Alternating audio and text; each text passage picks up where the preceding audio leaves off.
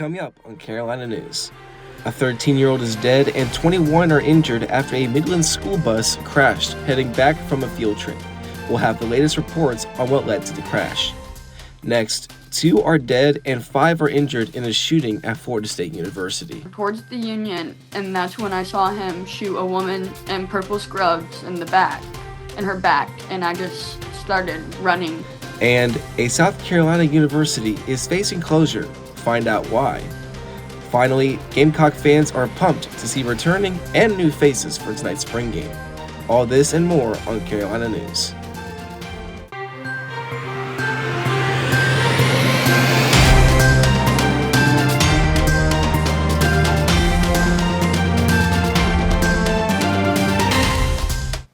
A Lexington County District 2 school bus crashed and flipped while driving south on I-77 in Chester County yesterday afternoon.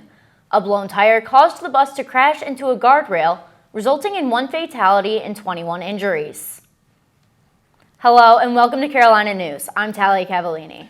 Good afternoon. Thanks for joining us. I'm Ryan Marinero. 1 student is dead and 21 others are injured following a school bus crash yesterday on I-77. According to the South Carolina Highway Patrol, the bus was traveling on I-77 with 35 students from Pine Ridge Middle School and 3 adults. Chester County Coroner identified the student who died in the crash as 13-year-old 8th grade student Jose Maria Gonzalez Linares. The bus was from Lexington County District 2 and overturned when returning from a field trip in Charlotte. The bus overturned when a tire blew out and the bus hit a guardrail. The sun is out and temperatures are up throughout the Midlands. Now let's head out to Megan Dausch's in the Kennedy Greenhouse studio to see if the heat is here to stay. Thanks, guys. It's absolutely gorgeous out today. Right now, it's currently 82 degrees, a little breeze, some clouds in the sky, but barely any. Absolutely gorgeous. Now, this warm weather is here to stay. We're going to see high 80s about all of next week and maybe thrown in a little bit of thunderstorm, so make sure you carry around that umbrella. I'll have more in my full forecast later in the show. Let's head back to you guys at the desk. The lights are on at Williams-Brice tonight, and Gamecock fans can take the opportunity to have a first look at this year's football squad. Carolina News reporter Barlow Cooper is live from Sumter Street overlooking the stadium, where the spring game has hype and taken over more than just the field. That's right, y'all. I'm live right now. We're right down this road is the Williams-Brice Stadium, where the annual Garnet and Black Spring Game is bringing SEC energy to a spring night in Columbia. From packed stands to packed restaurants to first-time visitors catching the fever, South Carolina football is proving it doesn't take a fall Saturday to bring the hype. The annual Garnet and Black Spring Game kicks off at 7:30 tonight. And while it may not count in the standings, it definitely counts when it comes to showing off the future of Gamecock football. And for local businesses near the stadium, that means prepping for a wave of fans. It's like a sold-out concert, girl. I'm telling you, it's wild. All day, nonstop. It's just flooded. It be flooded game time, every time. We are expected to be super busy. We're ready, so just bring it on. And it's not just locals feeling the excitement. Fans from out of town, like Matt and his son Matt Jr., are visiting campus for the first time, just to get a feel for the school and the culture surrounding Gamecock football. Unfortunately, can't make it to the game, but we couldn't wait to come see the stadium just because of all the hoopla of South Carolina football, right? Hopefully, I can get enrolled in the school next year and come see a game. Some key players to look out for include quarterback Lenore Sellers, running back Rasul Fajan, and wide receiver Malik Clark. The returning freshman of the year QB Sellers is expected to lead the offense this fall with a whole lot of confidence. Utah State transfer Fajan adds major experience in the backfield after rushing for over 1,200 yards last season. And finally, true freshman and top 100 recruit Malik Clark is already turning heads with his speed and route running. But for many, it's not just the players that make this place so special. It's the entire atmosphere that comes with being a Gamecock. And that's a big reason why I want to be here for the football environment. I mean, it's one of a kind. A one-of-a-kind environment for a one-of-a-kind fan base and a one-of-a-kind team. Whether you're here for the food, the football, or the fireworks, Spring game or not, Williams-Brice always shows out. Live near Williams-Brice Stadium, Barlow Cooper, Carolina News.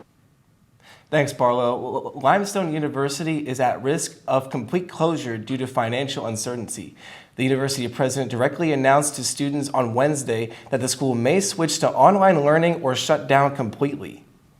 We've explored every possible path forward, but despite our best efforts, we've come to a difficult and deeply emotional decision. The University Board will be meeting on April 22nd, 2025 with the expectation they will vote to close all on-campus operations, including athletics.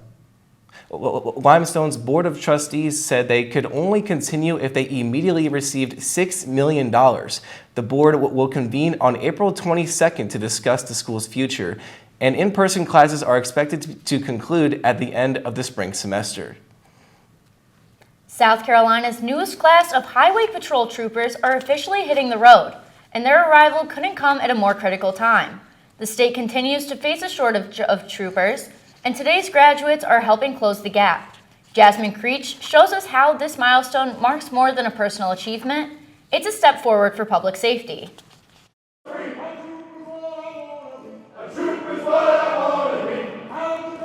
For 29 new members of South Carolina's Highway Patrol, today wasn't just the ending of training. It was the start of a career dedicated to service, safety, and sacrifice. It's very intimidating. You've got to really want this. It is doable. It takes a lot of discipline, but it's a very rewarding job. Class 128 spent 20 weeks mastering both the physical and mental challenges of the job, preparing for the life and death decisions troopers face every day. And the need for troopers couldn't be more urgent.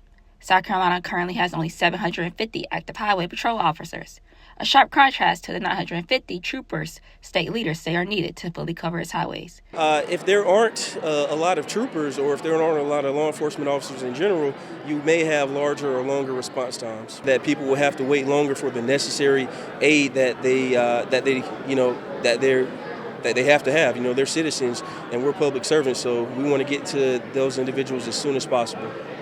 To speed up deployment, the Highway Patrol shortened its training program from 22 weeks to 20, a change designed to fast-track recruits into the field while still holding them to national standards for performance and safety. But the challenges don't end after graduation. South Carolina continues to rank near the bottom nationally when it comes to law enforcement careers, ranked 40th in the nation for the best states to be a police officer based on pay, training resources, and working conditions. With their badges pinned and boots polished, these troopers are now ready to hit South Carolina roads, and their timing couldn't be more crucial. As the state continues to battle a shortage of highway patrol officers, each new graduate is filling the gap that could mean the difference between life and death on our highways. And while Class 128 represents progress, the South Carolina Highway Patrol says recruitment means an urgent priority as their state races to meet its goal of 950 troopers and ensure every mile of roadway is covered. For Carolina News and Reporter, I'm Jasmine Creech. The Highway Patrol says new recruits are vital for safer roads, especially as South Carolina's population and traffic continue to grow. Applications for future training classes are still open as the agency works to close its staffing gap. Clairton County deputies are searching for a man wanted in connection to a fatal shooting on Sunday. Officers say they are looking for Sumpton resident Ricardo McFadden, who is also known as Trick. This follows the death of 32-year-old John Edward Rames, who was found in a ditch after being shot in the back of the head in Somerton. His death is being investigated as a homicide. The Columbia Police Department is seeking help identifying suspects in a car break-in. The CPD released surveillance photos and asked anyone with information to contact Crime Stoppers. Police say the suspects may also be linked to several incidents involving stolen credit cards, cash, and guns on Alexander Drive.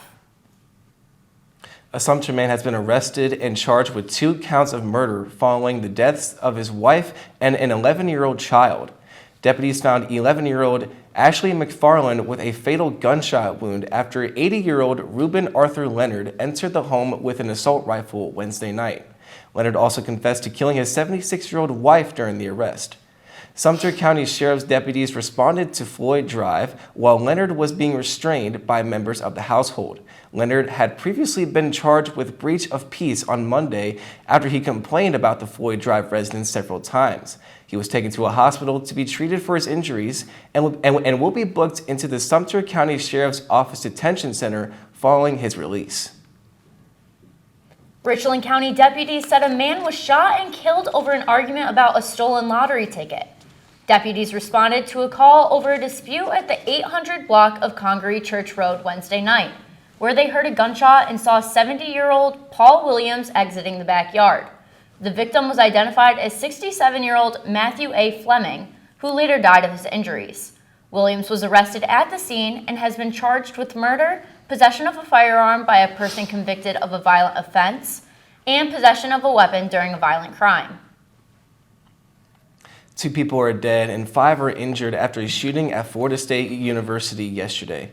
20-year-old Phoenix Union, and that's when I saw him shoot a woman in purple 20-year-old Phoenix Eichner was detained at the scene with a gunshot wound after failing to comply with police commands. Eichner is an FSU student, and the Tallahassee police chief said his mother is a sheriff's deputy with the Leon County Sheriff's Office.